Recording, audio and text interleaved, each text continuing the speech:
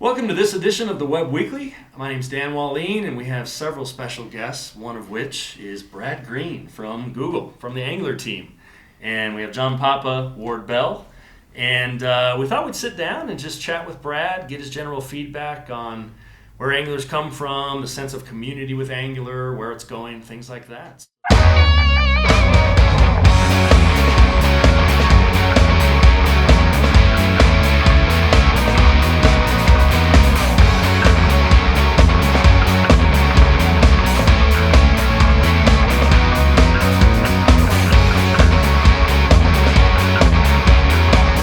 First off, Brad, if you want to just introduce yourself, that'd be awesome. Sure. Hi, I'm Brad Green, and you guys know me well. But I manage the AngularJS team and the Angular Dart team and a couple other projects at Google. And this conference is actually really special for us. It's the first Angular-specific conference in the world. We've been to a lot of conferences, but this is the first time it's just about Angular. And we can hardly believe that it's finally happening. It's awesome. That's awesome. Well, I mean, one of the things we talked about in the keynote is how, and I think most people don't know this, is that Angular was not created by some mastermind at Google, that some VP said we should have another web framework.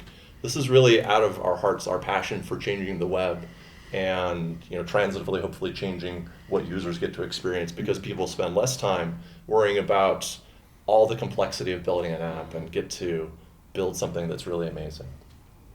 So unlike previous conferences where we've been a lot of times had shipped something new and talked about new, in the past we talked about animations recently, or all the new things that came out in 1.2, or when we shipped our 1.0 release we had a lot of tours. This time we don't really have anything new, except for the Dart port, which received mixed reviews at this conference. But it's funny, we maybe we could talk about that later. But we did spend a lot of time talking about what's next, and specifically in the context of these two branches that we have. We have the currently 1.x branch. We're currently 1.2.9, and we will have a 1.3, which will be a stable release, but it'll maybe have some breaking changes in it. And after that, we're going to be moving to a 2.something release. 2.0 will be first, where the intent of Angular 2.0 is that we're really building it for the web browsers of tomorrow, the evergreen web browsers that will have real web standards as their base. The operative being real. Yeah, well, and the web standards we're talking about right now are still evolving. They're still happening. And so folks like the Polymer team are trying to prove them out with polyfills right now. And so we'll base Angular on polyfills that these guys do, and we'll create some, and there'll probably be other teams we collaborate with to make the future happen. One of the things that we're doing that we're going to be basing Angular 2.0 on is ECMAScript 6. That Awesome. has a bunch of cool things in it, classes and types. And one of the things, I mentioned the Angular Dart port, and one of the things we learned in Angular Dart is that we can really take advantage of annotations for your classes and types, and make it much easier to say what you want about your code. So we've done this really cool thing, I think, with directives in Angular, where you can declaratively express how your application is put together and how the templates should behave. And wouldn't it be cool if you could add a little bit more declarative to your code? And that's what annotations bring to us. Like we saw this in Java, and if you haven't done Java, maybe you haven't experienced this. We all kind of on the Angular team fell in love with JavaScript from a Java background. And in Dart, we saw annotations again in a fresh light, having ported Angular to it. It wasn't really a port, but it was thinking about like what would Angular be, having learned everything we learned in Angular 1.0. Right. And so now we're thinking, now that there's this new opportunity in ES6 to do something new. Now ES6 doesn't have annotations, but we're working with a team called Tracer. Tracer is a transcompiler that will, you can write ES6, it compiles to ES5, so you can use it in today's browsers. And what we're going to do is, although it's not part of the spec yet, there have been a lot of teams thinking about it. So we're going to kind of try and channel what we think the future could be like. With annotations in the... With annotations. We'll put them in Tracer. We'll use them in Angular. If you like, you can use them that way for Angular 2. But if you don't want to, you'll be able to write straight JavaScript. Straight JavaScript to CS5 with a very clean human syntax. We talked about this in the keynote that Mishko and I gave yesterday. Yeah. For those in the .NET community who might be watching, the equivalent of annotation is an attribute. Attribute, yeah. Yeah. Excellent. What, so, I mean, what do you have now, 10 people on the team? We have 9 people who actually are full-time people work at Google, and then another 5 folks who work externally, who are consultants, but they're paid members of the team. Yeah, that are working on it. And I'll tell you, that's one thing for me, I don't know about you guys, you can chime in here, that people will ask, well, why don't you use this framework or this? And it's, well, number one, I like Angular, but number two, you actually have full-time people. Yes. And it actually makes a big difference, I think, when you're looking at, hey, long-term, how's this project looking, you know? But even at that, you guys, part of your story this week was you toiled in darkness for years on your own, and then there's been this hockey stick where it's just shot up, and even with the team, you're overwhelmed by simply the amount of interest and the amount of commitment that people have and the pull requests.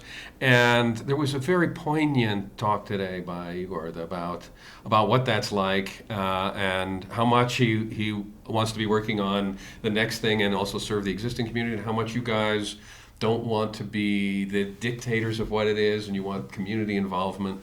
And I really felt that from him today, and that seemed to be a theme that you were driving throughout the conference. Maybe you want to talk a bit about it.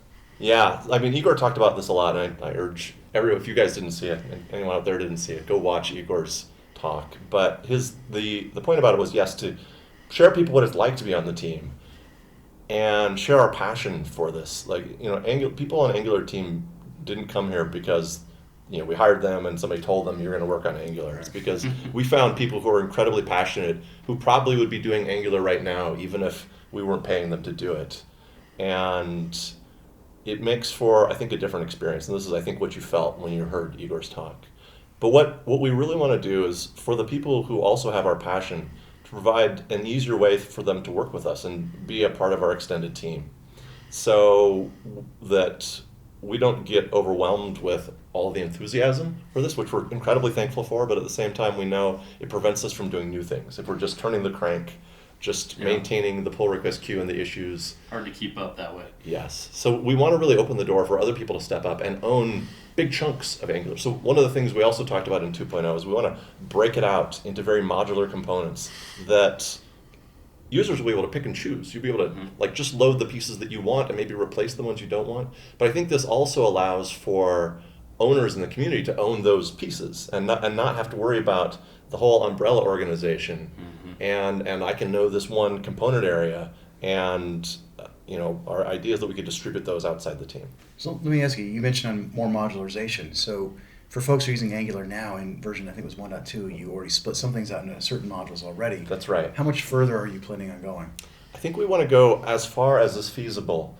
And really at the core of Angular, Igor drew this picture, and I think we can dig it up somewhere as a sketch. And if you look at what he drew in the center of the core, it's things like our build tools and our process, and dependency injection is kind of half in and half out. You notice when I watched this, I noticed there's actually no features inside the core. Like anything you would think of as something that a developer would use as a feature, that all sits out as modular bits that could be replaced. But even the idea is that the dependency injection itself should be something that's not tied to Angular. If you wanted to use it in a different framework, or even on the server like in Node.js, you should be able to use that there as well. Plug that in. That's right. That would be very cool. Yeah. And yet there's still there's a recognizably Angular-ish thing about it. It still has integrity as Angular. Yeah. And that you have to be true to, because there's an Angular, I don't want to say, it's not a lock-in way. It's hard to put your finger on it, but there's definitely an Angular style, and you can recognize how, if I know that style, then I know what to expect from different components. And so if I were going to write an alternative to something, I would write it in a way that would feel natural to an Angular developer. And I think that's part of your goal too, right? Absolutely. That these would be, although they're able to be used independently, they're well crafted to work together. And that, they've got a philosophy behind them. And so that people could extend the philosophy and think of it in a better way than we've been able to think about it. I think that's our goal. One of the things I like about Angular versus some of the others that I've used, and we've used a lot of them, especially in the last couple of years, we have. Just to try to see, is going through Angular, I tell people it's more like guidelines than rules. Some of the frameworks feel very prescriptive, and I feel like after I'm done using them, I come out and go back to the JavaScript world, and I can't really get myself back in there. When I'm doing Angular projects, I feel like when I'm using Angular, I'm still using JavaScript and CS. I just feel like I'm still doing the things that I already know, that I don't have to deviate and learn brand new concepts. So that's one of the things I found people grasp on quickly to, as opposed to some of the others that make you feel like you're immersed in their world. So I think that's why the modularity lends itself. It's true. One thing though, I think like our developers would like more guidance on the guidelines. Meaning, I think in the APIs right now, there's a lot of ways to do different things. Yeah. And one of the things that's maybe most complex in Angular is the way we do directives right now, where you've got a link function, a compile function, and you could have a controller, and you could and a lot of times you could do the same thing through any of those different ways. Yeah. And so if you look at what we've done in Angular Dart, there's really only one way. Like we've kind of broken it up into 3 explicit things you could do in that realm, what we call directives in AngularJS, and there are directives and controllers, and they each have a specific API depending on what I want to do.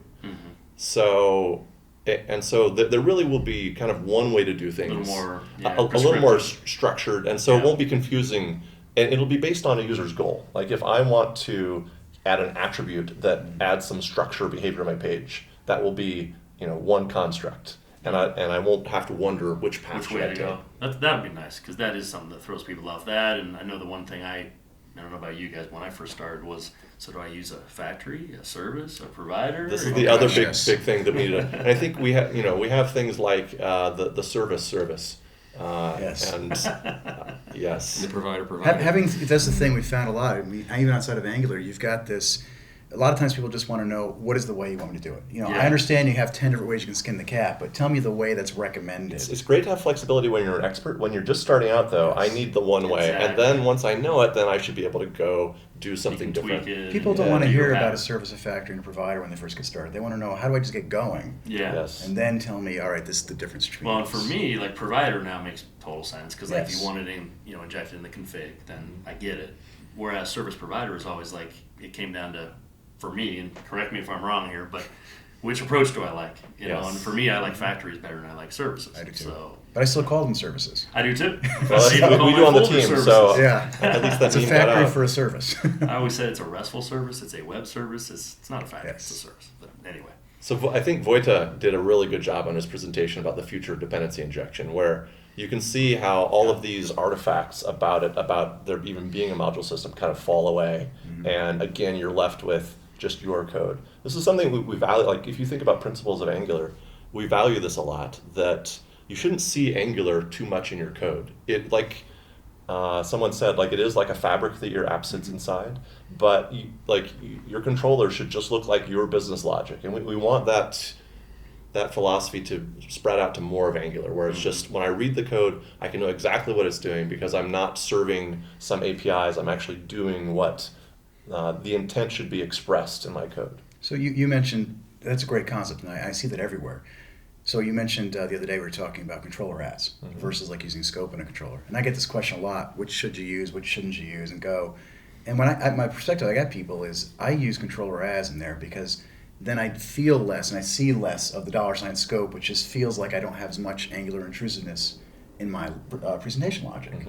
Yeah. I find people you're find it easier. this lover. That's all. I'm a this lover. But it's funny, it's not, people want a technical reason sometimes, and sometimes there isn't one. It's just, it feels better to do it this that's way. where the philosophy comes through, I think. And it's just syntactic sugar. The $ scope is still there, and you can get at it when you need it, but it becomes less intrusive, and it looks like just plain JavaScript with this. Which I think a lot of people like. Yeah. It's one less concept count. We talk about concept count a lot. When you're learning something, you have to learn this stuff. They could all be simple, but if you just learn one thing at a time. I could have done AngularJS in 10-ish minutes. I'm looking for AngularJS in 5 minutes. I feel like we're going to name that too. I would have done controller as, I'm interested in here, and we all kind of have our opinion on, what do you think a great application is that's a good fit for Angular? Because, I'm sure you'll freely admit that Angular's not for every potential app. Yeah. What do you think the best fits are out there for Angular? And I know that's a very loaded question. Sure. So our original intent was that Angular was for apps with lots and lots of forms and tables that you would really big business apps. Yeah. And there have been some good fits like that at Google, and a lot of our apps in the ads group where we work fit that bill. Mm-hmm. And we've seen a lot of success. Now, at the same time, we've been very surprised at what some folks have done. So, the YouTube folks built their HTML5 based player for the PlayStation 3 in Angular, and it looks slick. It looks like a native platform app. And we've seen other folks follow on, like the guys over at HBO, or a lot of the video player teams, like this is a nice way to do it, because you can really change, you can drive what the API is shaped like based on model. And we've also been surprised by a bunch of folks doing games. Now, Angular maybe isn't appropriate to do the game board, where I might want to do that on Canvas, but for everything around it, like all of the controls and the UI and the message boards and scores and whatnot, Angular seems Didn't like. you put out a demo as bubbles or something like that and showed how fast the data binding was? Yeah, we've got a bouncing balls demo. Yeah. It was Risk of bouncing impressive. balls demo. So yeah, It was pretty impressive. You increase the number of data bindings, and they just. Yeah, it's a good. It's still out there. It's a good way to kind of viscerally understand how fast the data binding in Angular is. Yeah, I mean, it was impressive because I'll have to admit, I was like, oh, it won't support this many frames per second, but it did. So it's pretty impressive there. Yeah. So it sounds like you're seeing everything then, from line of business apps to. We are. I mean, you might get more value out of it in certain types of apps than others, but I think a lot of folks have made good use, and I'd like to see people keep surprising us. That's cool. To wrap up, and you mentioned this already, one of the things I really like, and I'm sure you guys will agree about Angular, is the whole sense of the community. We've talked about that a little bit, but something that's interesting if you're new to Angular, if you want to get involved on Google+, there's a whole group, and I don't know, there's 10,000, 11,000, probably a whole bunch more after this week, people where you can go get questions and get some answers, hopefully, and it's actually very active. And then, there's the whole forums you can do as well. But any other resources you recommend for people getting started? So, on the AngularJS homepage, if you go to angularjs.org, and there's a link under the documentation called Developer Guide.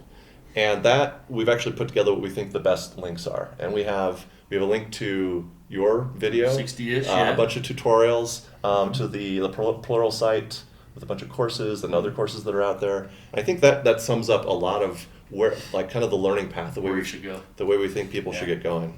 Absolutely. We do have a video channel on YouTube, and then we've just today we put the videos from this conference from ngconf on our homepage, the front page. Oh, I haven't seen that yet. I haven't seen that. Just happened. Nice. Yeah, and there's, I don't know how many talks. You know how many talks there were total? It's there's like a lot. 20, yeah. 20, they yeah. made them short talks, but really impactful, really good speakers. Yeah, I love the short format too. Yes, with no Q&A. We had a big Q&A session last night, and I think we could all take questions over the web also. Awesome. So if I'm really super excited about my Angular work and stuff like that, and I just want to give back, what are the ways that you're encouraging people to do that? Yeah, we have a very a formal way to get involved. Whereas if you go to angularjs.org/I-want-2-help, you will get to this page that it's a form you can fill out. Like, I want to do these things. There's this list of 26 things you could do to help, and they're from things like, if I don't really understand well enough to do a pull request yet, maybe I could help make the docs better. I was confused, but now I understand. And even if you don't quite know the way to do it right, you could take a shot at it, and we would love to help you. And this interaction with the core team, I think, is a way you can understand better about how we're running the project, and you can gain skills and eventually work up to core submissions to improving other infrastructure. That's cool. And I will say they're good to work with. Brad even answered my emails before and agreed to do this interview. So they're very good to work with, especially compared to some other teams we've come across maybe in the past. But, any final thoughts you guys wanted to go into?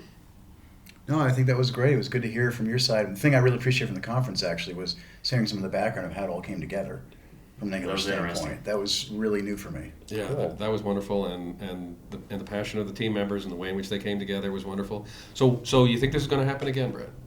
Yeah, I would love to see it happen again. Wait, you mean Angular or? No, well, you can't take another one. We mean ngconf. ngconf. Yeah. I think we'd Europe deserves a visit. I think Asia deserves a visit. There you go. That's right. So we might do it somewhere else. but maybe some exotic location we'd all like to go to. Hey, let's do it. Exotic for us, probably not exotic if you live there. That's right. No, we do Thailand maybe, or. I'm clearing my schedule now, so just tell me. That's right. Okay. Well, thanks so much for making some time for us. I also want to throw in real quick, Ian Smith's been filming all this for us, so thank you, Ian, he flew all his equipment over from the UK to Salt Lake City here in Utah, so thank you very much as well. And again, thanks for your time. Thanks, Dan.